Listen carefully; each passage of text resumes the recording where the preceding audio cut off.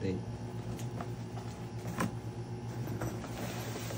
So pagdating po ng saxophone, ganito po yung darating sa inyo. Yan, sila niyan po ang mag-sasama.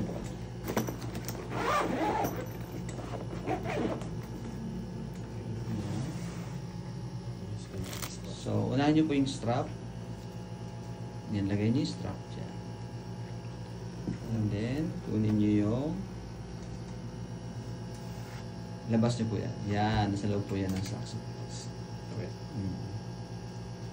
Yan. So, ito po, pwede nyo pwede mo na ito patunogin kahit ito lang.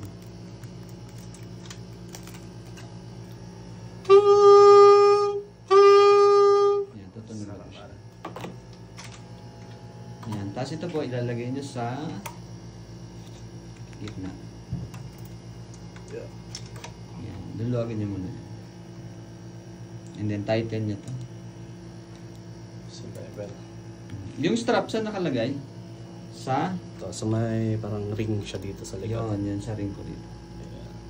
Tapos i-level lang natin. Yeah, so ready to play na po.